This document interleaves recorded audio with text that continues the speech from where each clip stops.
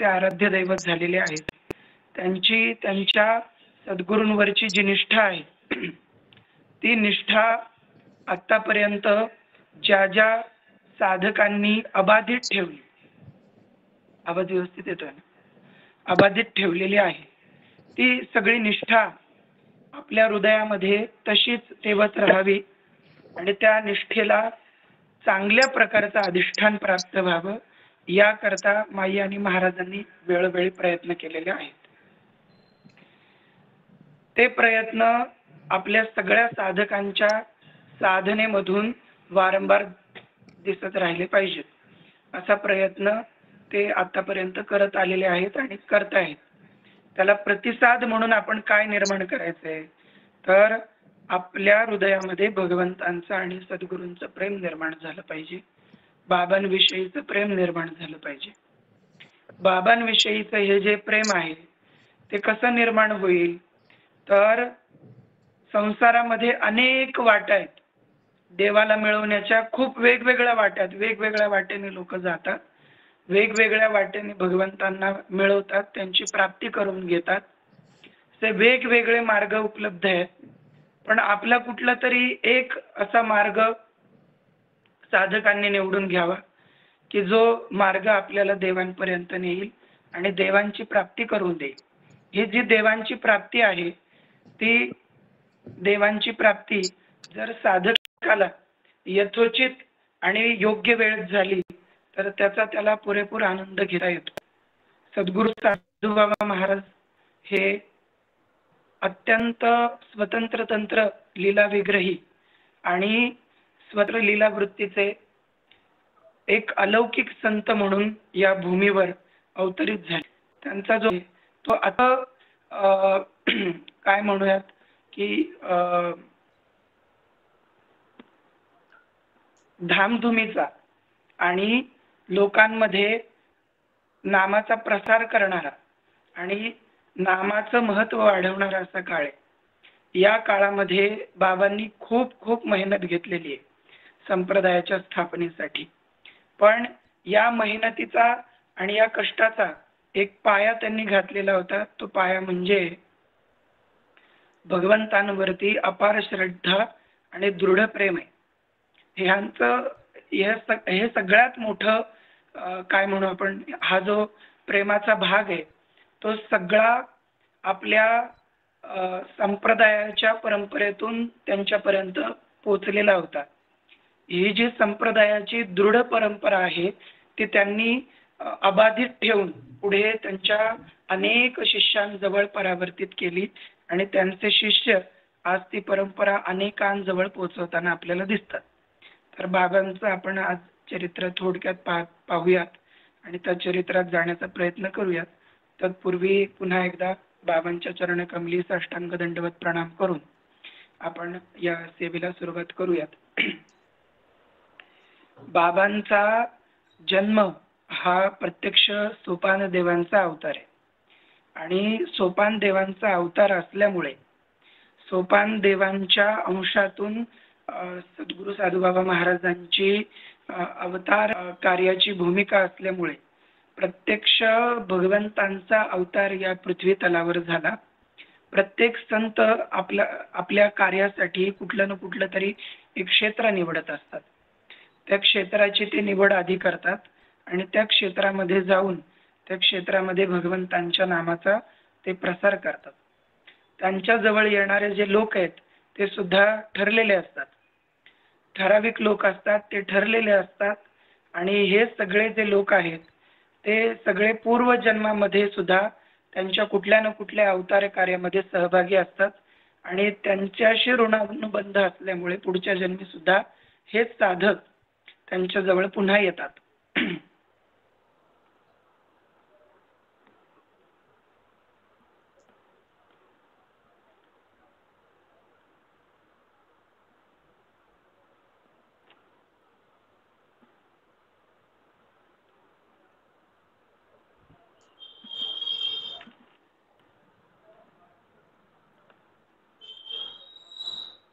साहिल महाराज का थांबताय तुम्ही मध्ये मध्ये? साहिल महाराज हा, आवाज येतोय का माझा? आता येतोय तुम्ही. हा ही जी स्क्रीन आहे ना, हा हे बोला तुम्ही. अं, तर बाबांच्या अवतार कार्यामध्ये बाबांची जी भूमी आहे ती पुरंदरच्या परिसरातली भूमी आणि त्या भूमीमध्ये बाबांचा अवतार या ठिकाणी प्रत्यक्ष नामाचा प्रसार करण्यासाठी झालेला आहे. नामाचा प्रसार होत असताना प्रत्यक्ष बाबांनी अनेक साधकांना अनुग्रह दिले आणि नुसते अनुग्रह दिले नाही तर त्यांच्यावर प्रत्यक्ष कृपा केली आणि त्या कृपेमधून अनेक साधकांना भगवंतांचा साक्षात्कार झाला आणि अनेक साधक घडले गेले. अनेक साधकांना भगवंतांचा आशीर्वाद प्राप्त होऊन संप्रदाय चालवण्याची आज्ञा मिळाली. त्याच्यामध्ये सद्गुरू शिंदे मामा महाराज आणि त्यांच्यासारखे अनेक नामप्रसारक अधिकारी यांना बाबांचा प्रत्यक्ष कृपा वरदहस्त लाभला आणि त्यांनी त्या सेवेचा प्रत्यक्ष अनुभव घेऊन, नामाचा अनुभव घेऊन ते नाम वाढवायला सुरुवात केली. आता हे नाम कसं वाढलं? तर हे नाम भगवंतांवरच्या अगाढ आणि प्रगाढ अशा प्रेमाने वाढलं. आपल्या सर्व साधकांच्या हृदयामध्ये जोपर्यंत देवाचं प्रेम वाढत नाही, नामावरची श्रद्धा वाढत नाही, तोपर्यंत नाम आपल्याला फळ देत नाही. नामावरची जी निष्ठा आहे, नामावरचा जो सगळ्यात मोठा विश्वास आहे, तो जोपर्यंत दृढ होत नाही तोपर्यंत आपल्याला नामातून येणारा जो अनुभव आहे त्या अनुभवाची खूण पटत नाही. आणि ही खूण जोपर्यंत साधकाला प्राप्त होत नाही तोपर्यंत साधक अर्धवटच राहतो. आणि एकदा का अर्धवट साधना राहिली, अर्धवट काहीतरी राहिलं तर साधकांना शंका यायला लागतात. आणि एकदा का साधनेविषयी शंका आली, सद्गुरूंविषयी शंका आली तर ती शंका आपली संपूर्ण साधना पूर्णपणे बाद करू शकते आणि आपल्याला साधनेपासून दूर नेऊ शकते. साधकाने जर ठरवलं की साधनेपासून दूर जायचं नाही आणि साधनेमध्ये अविरत राहायचं, साधनेमध्ये अखंड राहायचं, तर आपल्याला एक गोष्ट करावी लागेल, ती म्हणजे सद्गुरूंची आज्ञा पाळावी लागेल. सद्गुरू म्हणतील तसं वागावं लागेल. सद्गुरू जे आपल्याला सांगतील तसंच आपल्याला करावं लागेल. सद्गुरू साधूबाबा महाराजांनी आपल्या शिष्यांना जी आज्ञा करावी ती सगळी आज्ञा शिरसावंद्य मानून त्यांचे सगळे अधिकारी शिष्य अगदी तंतोतंत त्यांच्या मुखातून बाहेर पडलेल्या वाक्यावर ब्रह्मवाक्य म्हणून विश्वास ठेवून त्याप्रमाणे आचरण करत होते. अनेक प्रकारचे संत आपल्याला दिसतात, अनेक प्रकारचे भक्त आपल्याला दिसतात आणि ते जे भक्त आहेत ते तोपर्यंत भक्त होत नाही जोपर्यंत ते सद्गुरूंच्या आज्ञेने वागत नाही. दोन प्रकारचे साधक असतात. एक म्हणजे सद्गुरूंकडून अनुग्रह घेतात पण अनुग्रह घेऊन आपल्या मनाप्रमाणे वागतात, आणि दुसरे ते साधक असतात जे अनुग्रह घेतात पण अनुग्रह घेऊन सद्गुरू सांगतील तसं वागायला लागतात. सद्गुरूंकडून अनुग्रह घेऊन मनाप्रमाणे वागणाऱ्या माणसांना त्यांच्या मनाप्रमाणेच त्यांच्या मनामध्ये ज्या ज्या वासनेची निर्मिती होईल, वासना जी वासना जी इच्छा निर्माण होईल त्या त्या इच्छेच्या अनुरूप फळं मिळतात. पण सद्गुरू आज्ञेच्या प्रमाणे वागणारे, सद्गुरूंचे आज्ञा पालन करणारे जे साधक आहेत त्यांना मात्र सद्गुरू सांगतील आणि सद्गुरू जसं कल्याण करतील त्याप्रमाणे साधकांचं कल्याण होत राहतं. जीवाला आपलं कल्याण कशात आहे हे माहिती नसतं, त्याच्यामुळे सद्गुरूंची आज्ञा न पाळता आपल्या मनाप्रमाणे वागणाऱ्यांना परमार्थामध्ये स्थान मिळत नाही. आणि सद्गुरूंच्या क्षेत्रामध्ये आज्ञा हीच सगळ्यात मोठ्या असल्यामुळे आज्ञेचा अवलंबन करणारा जो साधक आहे तो साधनेमध्ये अतिशय पुढे जातो आणि पुढे गेल्यावर साधना त्याला साधनेतून जे जे अनुभव असतात ते अनुभव प्रकट करायला लागते. याच्यातही दोन भाग आहेत. एक म्हणजे मानसिक विकृत असणारे साधक आणि दुसरं म्हणजे सद्गुरूंची कृपा प्राप्त होऊन मनाने स्थिर झालेले साधक. विकृत झालेले जे साधक असतात त्यांना अहंकार चढतो.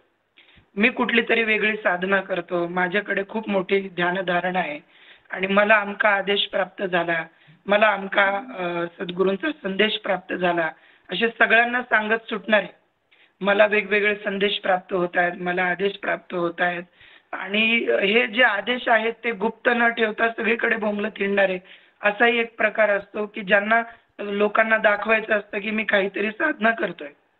दुसरा एक प्रकार असतो साधकांचा की ज्यांच्या मनामध्ये स्थैर्य निर्माण झालेलं आहे, म्हणजे स्थिरता आलेली आहे, आता कुठल्याही प्रकारची गडबड नाहीये, कुठल्याही प्रकारचं त्याच्यामध्ये काय म्हणूयात आपण की धुमाकूळ चाललेला नाहीये, शांत आणि स्थिर झालेले आहेत असे काही साधक आहेत, त्यांना सद्गुरूंची कृपा प्राप्त होते. आता हा सद्गुरू आणि शिष्यांचा कृपा प्राप्त परंपरेचा अनुभव पुढे चालू होतो. एक उदाहरण मी तुम्हाला त्याआधी सांगतो. बेळगावला श्री संत कलावती आई म्हणून होऊन गेल्या. कदाचित काही लोकांना माहिती असेल पण काही लोकांना माहिती नसेल. पण कलावती आई म्हणून एक मोठ्या संत होत्या आणि त्या प्रत्यक्ष श्री सिद्धारूढ स्वामी महाराजांजवळ अनुग्रह घेण्यासाठी गेल्या होत्या. त्यांच्याजवळ त्यांनी अनुग्रह घेतला आणि त्या जेव्हा घर सोडून त्या सद्गुरूंजवळ गेल्या तेव्हा त्यांच्या अंगावर फक्त एक साडी होती, पांढरी साडी होती, एकच साडी, अंगावरच्या एका कपड्यानुसार त्या सद्गुरूंजवळ गेल्या होत्या आणि सिद्धारूढ स्वामींनी त्यांना पाहिलं आणि आश्रमात थांबण्यासाठी सांगितलं. पण सद्गुरूंना माहिती होतं की त्या अंगावरच्या एका कपड्यानिशी आलेल्या आहेत, अंगावर त्यांच्या काहीच नाहीये, त्यांच्याजवळ कुठल्याही प्रकारचं अन्य वस्त्र नाहीयेत, वेगळी वस्त्र नाहीयेत. मग काय करायचं असं कुठल्याही प्रकारे त्यांनी त्यांना प्रतिसाद दिला नाही. कलावती आई 1 महिनाभर जवळजवळ त्याच साडीवर सद्गुरूंच्या घरी राहिल्या आणि रोज अंघोळ करताना एक साडी त्या वाळवायच्या आणि एका साडीवर अंघोळ करून वाळलेला भाग साडीचा नेसून दुसऱ्या साडीचा भाग धुवायच्या आणि ती साडी वाळल्यानंतर ती नेसून त्या बाहेर यायच्या. असं 1 महिना एकच साडी नेसून आणि त्याचबरोबर शुचिता सुद्धा सांभाळून, शुचिर्भूतता पाळून त्या सद्गुरूंच्या आश्रमात राहू शकल्या. कपडे धुवायला जायच्या तेव्हा कुणीतरी त्यांना एक साबणाची वडी दिली होती, चौकोनी साबणाची वडी होती. तर साडीला साबण लावताना त्या अशा लावायच्या की साबण झिजेपर्यंत तो साबण चौकोनीच राहायचा. आपण जर साबण वापरला तर साबण शेवटी जेव्हा झिजून लहान होतो तेव्हा त्याचे तुकडे होतात आणि उरलेले तुकडे वगैरे आपले खाली फेकून देतो आपण, पडलेले असतात, वाया जातात. परंतु साबण त्या अशा वापरायचे की शेवटपर्यंत तो चौकोनी राहायचा. त्यांची कुठल्याही वस्तूविषयीची सजगता एवढी होती की 1 महिन्यानंतर सद्गुरूंनी त्यांना बोलावलं, त्यांना अनुग्रह दिला, नवीन वस्त्र सुद्धा नेसायला दिले, पण तोपर्यंत सद्गुरूंच्या दारात उभं राहण्याची तयारी सुद्धा त्यांनी दाखवली. असं का झालं तर कलावती आईंच्या मनामध्ये आपल्या सद्गुरूंविषयी खूप प्रेम होतं की या सद्गुरूंना मी शरण आले आणि या सद्गुरूंना सोडून आता मी कुठेही जाणार नाही, कुठेही मी जाण्याचा प्रयत्न करणार नाही. काही साधक त्यांच्या मनामध्ये असं येतं की आता आपण सद्गुरू बदलून पाहावेत. तर बदलून पाहावेत असा विचार काय येतो तर सगळ्यात महत्त्वाचं की सद्गुरूंच्याच मनात आलेलं असतं की हा साधक आता साधना करत नाही, काही नाही, तर याला आता सांभाळण्यात काही हरकत, काही कुठल्याही प्रकारे उपयोग नाही. त्याच्यामुळं सद्गुरूंच्या मनात आलं की बरोबर साधकाच्या मनातच येतं आणि तोच कुठेतरी निघून जातो. तर शास्त्र असं सांगतं की खरे जर सद्गुरू असतील आणि खरा शिष्य असेल तर शिष्य सद्गुरूंच्या सानिध्यामध्ये स्वतःला बदलून घेतो आणि स्वतःला बदलणं म्हणजे काय तर मला जे आवडत नाही, मला जे रुचत नाही, मला जे पटत नाही याच्या पलीकडे जाऊन सद्गुरूंना जे आवडतं, सद्गुरूंना जे सांगायचंय, सद्गुरूंना जे आपल्याला पटवून द्यायचंय ते सगळंच्या सगळं ऐकणं, ते सगळंच्या सगळं समर्पित करणं म्हणजे खरं शिष्यत्व आहे. हे शिष्यत्व ज्यांच्यामध्ये आलं त्यांच्यावर सद्गुरूंची पूर्ण कृपा असे पूर्ण कृपेला पात्र झालेले परमपूज्य सद्गुरू शिंदे मामा महाराज यांनी परमपूज्य सद्गुरू महाराजांना म्हणजे परमपूज्य सद्गुरू राजेंद्र महाराज इप्री यांना सांगितलं की तू आता भिवडीमध्ये जा आणि भिवडीमध्ये जाऊन बाबांची सेवा कर, माझ्या गुरु महाराजांची सेवा कर. तर महाराजांनी आतापर्यंत जे काही सर्व शक्ती लावायची ती आपल्या परमेष्ठी परम सद्गुरूंच्या मंदिराकरता, त्यांच्या समाधी मंदिराकरता, त्यांच्या आश्रमाकरता, त्यांच्या आश्रमातल्या उत्सवाकरता, या सगळ्या गोष्टींकरता ती शक्ती लावली. आणि त्याने काय झालं तर त्याने सगळ्यात महत्त्वाचं म्हणजे आपल्या सगळ्या शिष्य वर्गाला, आपल्या सगळ्या साधक वर्गांना बाबांची सगळ्यात मोठी कृपा झाली. आणि आज आपल्याला त्यांच्याच या परम कारुण्याने आणि समर्पणाच्या अत्युच्च शिखरावर गाठलेल्या समाधी अवस्थेने आज आपल्याला बाबांची सेवा उपलब्ध झालेली आहे. सद्गुरूंची सेवा करण्याचं भाग्य सामान्य साधकाला सहजासहजी प्राप्त होत नाही. त्याच्यासाठी काहीतरी घासाघीस करावी लागते. परमपूज्य सद्गुरू महाराजांनी मागच्या एका प्रवचनामध्ये असं सांगितलं होतं की कितीही सद्गुरूंची सेवा पडली तरी साधकाला असं वाटलं पाहिजे की मला ही सगळी सेवा मिळालेली आहे आणि ही सगळी सेवा माझ्या एकट्याच्या वाट्यात आलेली म्हणून त्याने आनंदित झालं पाहिजे. ही सगळी सेवा त्याच्या वाटेमध्ये आल्यामुळे शिष्याला इतका आनंद होतो की त्या आनंदाच्या योगाने सद्गुरूंची खरी कृपा त्या शिष्यावर होते आणि सद्गुरूंच्या दारातून त्याला साधनेतून जे येणारे अनुभव आहेत ते अनुभव साधनेत त्याला वारंवार यायला लागतात. बरेच आपले असे साधक आहेत की ज्यांना आता ध्यान धारणेमध्ये नामसाधनेमधून अनुभव यायला लागलेले आहेत आणि प्रत्यक्ष गुरु परंपरेतून ते अनुभव दिले जातात. सद्गुरूंना चिटकून राहिल्याचा एक फायदा असतो. सगळ्यात महत्त्वाचं म्हणजे आश्रय कोणाचा करायचा तर आश्रय सद्गुरूंचा केला पाहिजे, सद्गुरूंना शरण गेलं पाहिजे आणि सद्गुरूंचाच एकमेव मला आश्रय आहे अशी भावना ज्याच्या हृदयामध्ये आहे. अन्य आश्रय म्हणजे कुठल्याही प्रकारचा अन्य आश्रय ज्याने झुगारलेला आहे, अन्य आश्रय ज्याने पूर्णपणे निवृत्ती घेतलेली आहे, दुसऱ्या आश्रयातून जो निवृत्त झालेला आहे आणि केवळ सद्गुरूंच्या आश्रयाला लिगटून सद्गुरूंच्या आश्रयावर जो थांबलेला आहे त्याला सद्गुरूंची पूर्णपणे कृपा लाभते आणि ही सद्गुरूंची कृपाच त्याला पुढे तारून नेते. अशी कृपा कोणाकोणाला लाभली तर याची काही उदाहरणं आपण पाहूयात. आपल्या बाबांच्या मंदिरामध्ये म्हणजे साधू बाबांचं जे मंदिर आहे ते मंदिर म्हणजे एक दिव्य स्थान आहे. हे दिव्य स्थान म्हणजे असं आहे की जो कोणी या मंदिरामध्ये येतो त्याला एक वेगळ्या प्रकारची ऊर्जा जाणवते. आणि ही कोणाला जाणवते तर जो रंगलेला आहे, जो सद्गुरूंच्या प्रेमामध्ये आकंठ बुडालेला आहे त्याला समोरून सुद्धा काही ना काहीतरी प्रतिसाद यायला लागतो. आणि त्या प्रतिसादाचं एक उत्तर म्हणून आपल्याला सद्गुरू काही ना काहीतरी खूण देतात.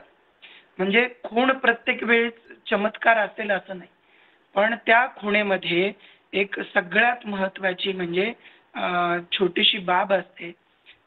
सद्गुरूंची कृपा आणि सद्गुरूंचा आपल्याशी झालेला संवाद असतो. अकोल्यामध्ये राहणाऱ्या एक निमजे ताई म्हणून होत्या. त्या सद्गुरू बाबांच्या दर्शनासाठी भिवडीमध्ये आलेल्या होत्या.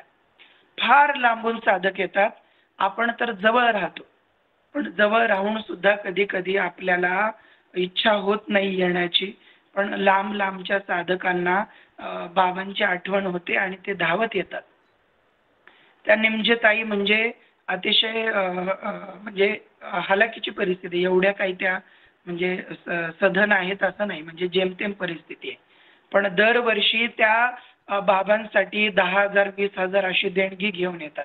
मी मुद्दामून रकमेचा उल्लेख केला की ज्यांची स्वतःची 1000 रुपये देण्याची ऐपत नाही पण सद्गुरूंना देताना मात्र सगळं काही देण्याची तयारी असते, असे काही साधक आहेत. वृंदावनमध्ये एक भक्त होत्या. धुनी भांडी करायच्या, मोठमोठ्या घरामध्ये जाऊन त्या धुनी भांडी करायच्या आणि ज्यांच्याकडे त्या काम करायच्या त्यांच्याकडून त्या 2-2 लाख रुपयाचं कर्ज घ्यायच्या. त्यांना कोणीतरी विचारलं एवढं मोठं कर्ज कशाला घेता?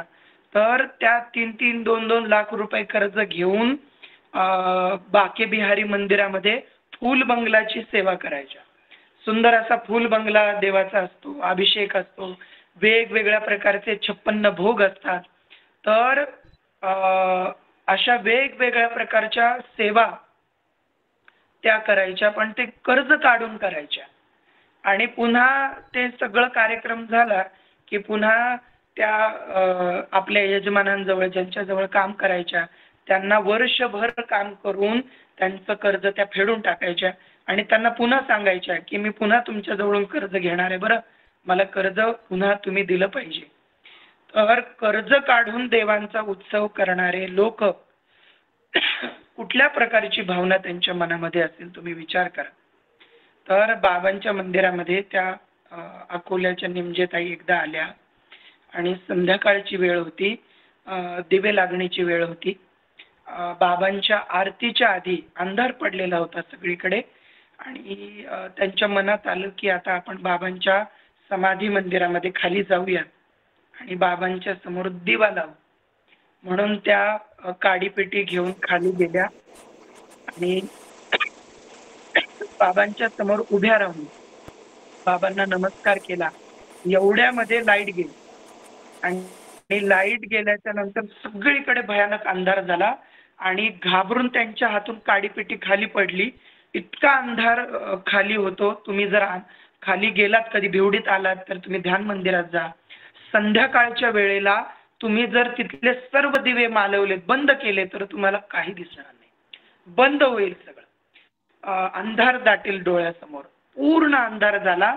संपूर्ण मंदिरामध्ये त्या एकट्याच होत्या आणि त्यांना इतकी भीती वाटली, इतकी भीती वाटली, घाबरल्या त्या. डोळे त्यांनी मिटले. डोळे मिटल्याबरोबर त्यांनी बाबांचं ध्यान केलं आणि तेवढ्यामध्ये त्यांच्या डोळ्यांसमोर एक मोठा प्रकाश झाला आणि प्रत्यक्ष बाबांची सूक्ष्माकृती त्यांना दिसली आणि डोळे उघडून त्या पाहतायत तर समोर कोणीतरी समई लावलेली होती. तर ही समई कोणी लावली? तर अंधारामध्ये आपल्या भक्ताला भीती वाटू नये, आपल्या भक्तांना अंधाराचा त्रास होऊ नये, तर प्रत्यक्ष बाबांनी ती समई लावलेली होती आणि त्या समईच्या प्रकाशामध्ये बाबांचं इतकं सुंदर रूप दिसत होतं, इतकं सुंदर रूप दिसत होतं. आज तर बाबांनी पिस्ता रंगाचे वस्त्र नेसलेले आहेत, भगवा फेटा घातलेला आहे आणि सुंदर अशी 2,500-3,000 हजार रुपयाची बनारसी शाल आपल्या खांद्यावर टाकलेली आहे आणि कुणीतरी प्रेमळ भक्ताने दिलेली खऱ्या स्फटिकाची माळ त्यांच्या गळ्यामध्ये शोभून दिसते. अतिशय सुंदर रूप बाबांचं आज ध्यान मंदिरामध्ये आलेलं आहे. तुम्ही जर कधी याल तर संध्याकाळच्या वेळेला ध्यान मंदिरामध्ये जाऊन ते रूप तुम्हाला पाहायला मिळेल. भिवडी कशासाठी यायचं? तर भिवडीमध्ये बाबांचं हे जे विराट रूप आहे, बाबांचं हे जे प्रेमळ रूप आहे, ते प्रेमळ रूप तुम्हाला पाहण्यासाठी एक सुवर्ण संधी आहे. त्या संधीचं सोनं करण्यासाठी तुम्ही भिवडीमध्ये वारंवार आलं पाहिजे. अजून एक उदाहरण मला तुम्हाला द्यावंसं वाटेल. जेव्हा पुरंदरगडाच्या पायथ्याशी परमपूज्य सद्गुरू साधूबाबा महाराज हे गायी चारण्यासाठी जायचे, तर आपल्या आरतीमध्ये म्हटलेलं आहे की 10 वर्षापासून वैराग्य जाणा आणि ब्रह्म संप्रदायाची करुणी स्थापना. प्रत्यक्ष महाराजांनी 10व्या वर्षी आपल्या शरीरामध्ये वैराग्य आल्याची नोंद करून ठेवली आणि प्रत्यक्ष भगवंतांचं दर्शन त्यांना वारंवार व्हायला लागलं. बाबा आपल्या हातामध्ये काठी घ्यायचे आणि गाया घेऊन चारण्यासाठी पुरंदरगडाच्या पायथ्याशी जायचे आणि तिथे जाऊन ते गाया सोडून द्यायचे आणि कुठल्या तरी एका दगडावर ध्यान करत बसायचे. 10व्या वर्षापासून ज्यांना ध्यानाची सवय आहे, ज्यांच्या हृदयामध्ये भगवंतांची मूर्ती प्रकट झालेली आहे आणि ज्यांना अखंड भगवंतांचा छंद लागलेला आहे, ते बाबा एका दगडावर पुरंदरगडाच्या पायथ्याशी, असेच पावसाळ्याचे श्रावणाचे दिवस असतील, विचार करा, सगळीकडे हिरवाईने नटलेला परिसर, छोटे छोटे निर्झर, पुरंदरगडावरून येणारा पाण्याचा ओघळ, वाहणारे झरे, चांगावटेश्वरासारखी, नारायणेश्वरासारखी पुरातन मंदिरं, इसवी सन 1800चा तो काळ, त्या काळामध्ये प्रदूषण नाही, काही नाही, कुठल्याही प्रकारचा गजबजाट नाही, आवाज नाही, गोंधळ नाही, नीरव शांतता आहे. आणि नीरव शांतता नाही, नुसतीच शांतता नाही महाराज, शांततेला सुद्धा किंमत साधू संतांच्या परम अस्तित्वाने शांतीने येते. साधू ज्या ठिकाणी उपस्थित असतात त्या ठिकाणी जी शांती असते ती खरी शांती असते. त्याचं कारण असं की तुम्हाला पाहायला मिळालं असेल की स्मशानामध्ये सुद्धा शांतता असते, पण ती शांतता आपल्याला भगवंतांचं ध्यान निर्माण करून देणारी असेलच असं नाही, ती वेगळ्या प्रकारची शांतता असते. पण ज्या ठिकाणी साधूंचं अस्तित्व आहे, ज्या ठिकाणी साधूंचा वास आहे, त्या ठिकाणची जी वेगळी शांतता असते. बाबा त्या शिळेवर जायचे आणि जायचे ध्यानामध्ये, नाद ऐकू यायचे, एकही नादी मुरलीत आलेला आहे आणि दशनादांपैकी बऱ्याच नादांचं त्यांना श्रवण झालेलं आहे. परमपूज्य सद्गुरू शिंदे मामा महाराज यांनी परमपूज्य सद्गुरू महाराजांना, म्हणजे सद्गुरू महाराजांना एकदा आज्ञा केली की तुला नाद ऐकायचा आहे का, तर चल माझ्यासोबत. तर मामांनी कुठे यायला लावलं, तर वडगावमध्ये, वडगावची जी स्मशानभूमी आहे त्या स्मशानभूमीच्या बाजूला एक ओढा आहे आणि ओढ्याच्या पलीकडे कॅनॉल आहे, खडकवासल्यावरून येणारा कॅनॉल आहे. तर तो जो कॅनॉल आहे त्या कॅनॉलच्या आणि ओढ्याच्या मध्यभागी पूर्वी माणसं पुरायचं एक स्मशान होतं. त्या स्मशानामध्ये रात्री त्या भागामध्ये, बरं का, वडगावच्या त्या भागामध्ये त्या काळी एवढी रहदारी वगैरे काही नव्हती. हे आता 2000 पासून त्या वडगावच्या भागामध्ये भरपूर गर्दी यायला सुरुवात झाली. पण त्याआधी तिथे महाराजांची शेती होती. महाराजांची आई, महाराजांचे वडील त्या ठिकाणी वांगी लावायचे, हरभरा लावायचे, शेती करायचे. आणि त्या ठिकाणी शिंदे मामा महाराजांना परमपूज्य सद्गुरू महाराजांना बोलवलं आणि सांगितलं की तुला एक वेगळी साधना मी शिकवणार आहे, चल माझ्यासोबत चल. शिंदे मामांचा स्वभाव अतिशय कडक, वागायला एकदम म्हणजे कडक, नियमांचे अतिशय पालन करते होते. कुठल्याही प्रकारे साधनेत हायगय त्यांना चालत नव्हती, पण अतिशय सुस्वभावी आणि नम्र, कुठल्याही प्रकारचा बडेजाव, लवाजमा असा महाराजांजवळ नव्हता. शिंदे मामा महाराज म्हणजे प्रेमाची मूर्ती होते, अतिशय कनवाळू, अतिशय कृपाळू, पण तेवढेच कठोर, तेवढेच बलदंड, साधनेमध्ये प्रगाढ अनुभव. आणि साधनेमधला बाप माणूस म्हणजे शिंदे मामा महाराज.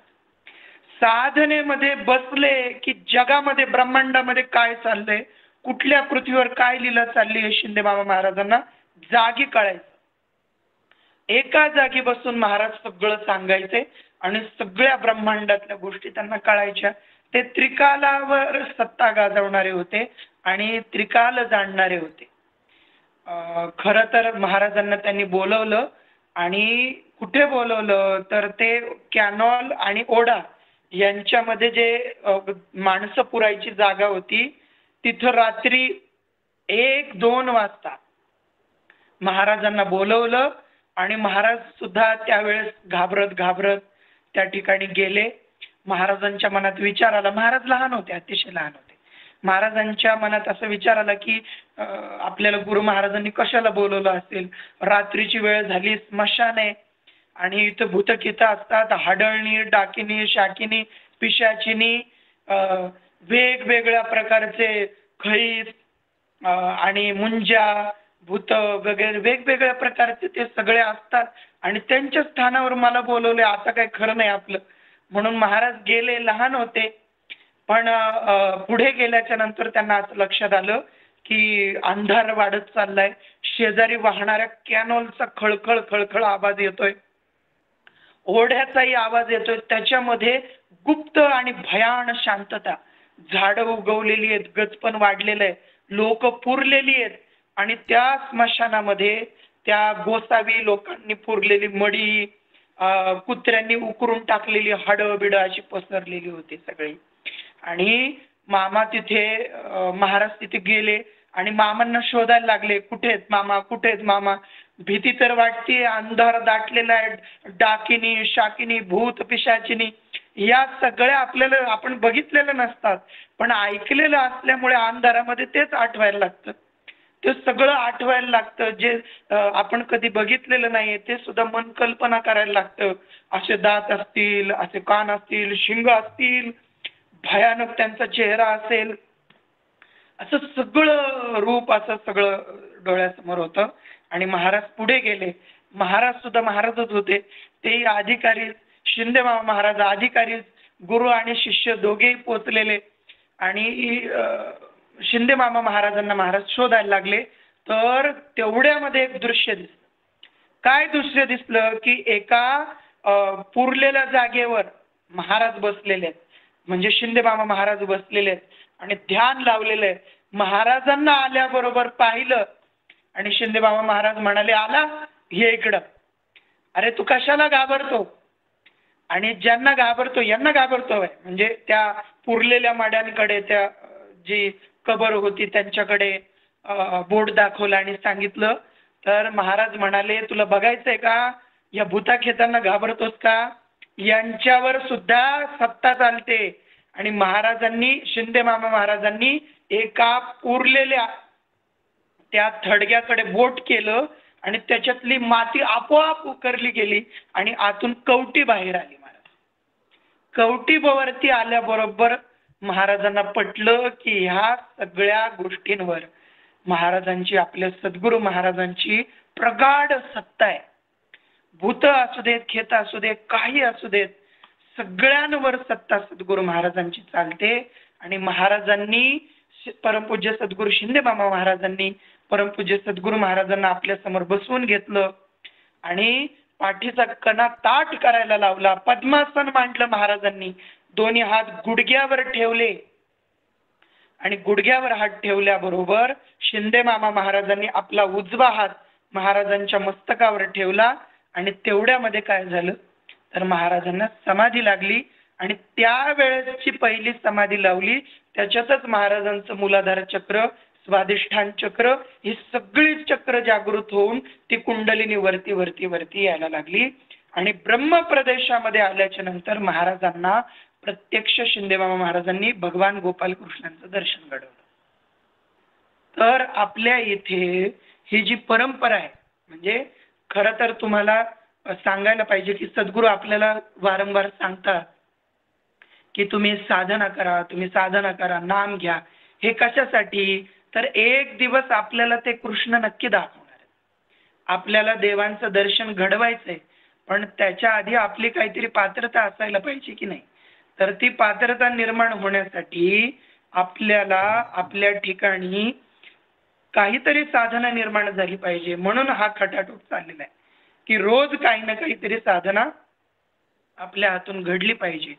आणि मग जो शिष्य सद्गुरूंच्या या परीक्षेला तयार होतो, तो तयार झालेला आहे असं लक्षात आल्याच्या नंतर त्याला सद्गुरू आपोआप अधिकार देतात, त्याला आपोआप दर्शन घडवतात, त्याला आपोआप खुणा देतात, त्याला साधनेमध्ये जाऊन मार्गदर्शन करतात. आजही तुम्ही बाबांचं ध्यान केलंत ना, आता बघा बरेच साधक किती छान असं साधना करतायत आणि त्यांना साधना डोळे मिटल्याबरोबर बाबांचं दर्शन होतंय. म्हणजे तुम्हाला खरं सांगतो, हे खोटं दर्शन नाही. आपली परंपरा खरी आहे आणि त्या परंपरेमधले आचार्य साधकांना मार्गदर्शन करताना, आपला सचिन भाऊ तापकीरे, सचिन भाऊ हा फार जुना साधक, म्हणजे साधनेमध्ये सचिन भाऊची गती फार उत्तम. पूर्वीच्या काळी जेव्हा नवीन नवीन अनुग्रह घेतला होता तेव्हा फार उत्तम होती, म्हणजे आताही उत्तम आहे. पण त्या काळी तुम्हाला सांगतो की सचिन भाऊला जेव्हा महाराजांनी अनुग्रह दिला तेव्हा भाऊ साधना करायला लागला. आणि ज्या ठिकाणी तो साधनेला बसायचा ना, त्या ठिकाणी त्याची बायको ते आसन उचलायची आणि ते आसन उचलल्यावर आतून त्या म्हणजे आसनाच्या खाली असे वाफेचे वलय निर्माण झालेले असायचे आणि तिथं वेगळ्या प्रकारचं चैतन्य त्यांना ते दिसायचं.